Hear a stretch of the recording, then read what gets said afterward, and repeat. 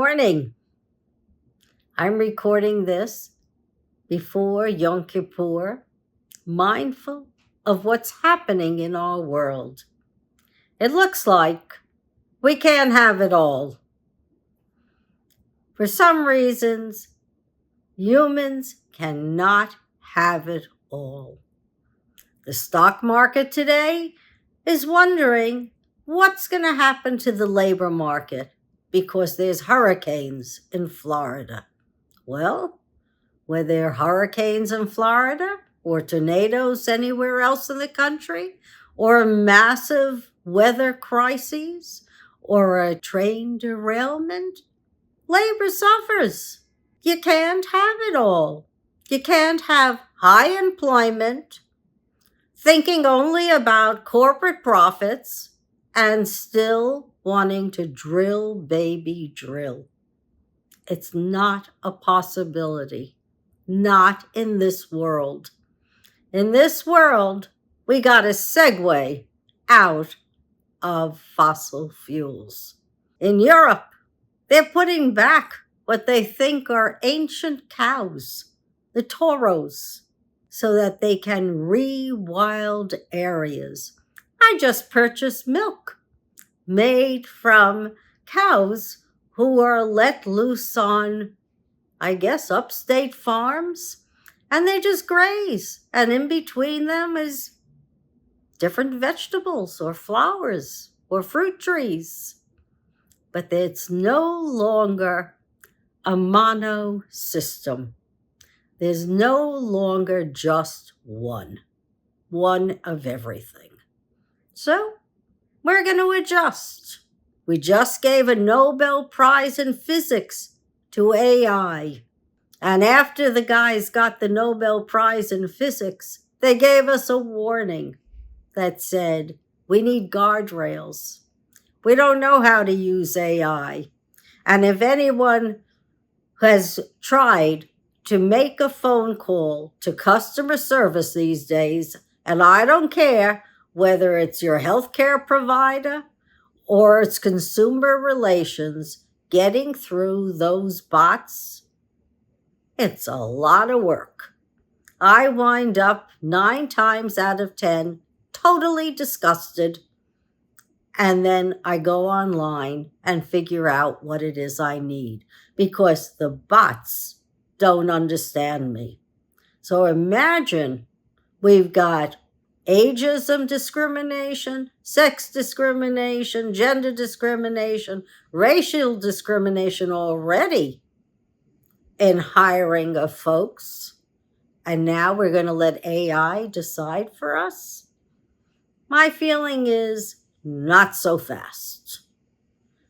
And then I worry about Israel. Yup, they've gotten their mojo back. They're making sure it's not just deterrence of their enemies that they're after. They're after victory. But after victory, as we all know, you gotta talk. And after you talk, you have to talk some more. A just peace is not impossible, but it will take time and years. Look what we did after World War II. We were part of the occupying force of Germany and Japan. We went through denazification. We went through retraining of populations to reduce hatred. Lasted a long time. And that's what's going to happen here. Folks have to be shown a new way of life. And that's going to take time. There are people who are standing up in the Palestinian community, may not be from the West Bank of Israel, may be from the UAE, but there are folks who had a toehold into Gaza. They were born there. The man's name is Dalan. He's being put up as a possible person to bring peace with the UAE, with Bahrain, with the United States, and probably an Israeli intelligence service. It's a long-term process. We know we've suffered from the effects of leaving Afghanistan, and now the Taliban are back. We've suffered from the effects all over of failed states. So, you gotta do something different. Sure, we can develop the weapons of mass destruction, and we can destroy areas. It's so easy. But then you gotta think about if there are still two people occupying similar spaces, after a while, they gotta get along. And in order to get along, they're going to have to talk to each other. There's gotta be someone who's a spokesman. And this world can't go on thinking that everyone is a little fiefdom by itself. Just like you can't have 50 fiefdoms in the United States, you can't have 196 fiefdoms in the globe. We are blessed with a beautiful blue planet. I was watching Nova the other night, and I saw our Earth and our oceans. And when you look at it that way, it's a marvel that we exist on this planet. Let's stop trying to destroy it as quick as we can. Instead, let's look at each other, see our differences, try to understand the other person, and get along. We now have an existential threat. It's not just the weapons that we produce.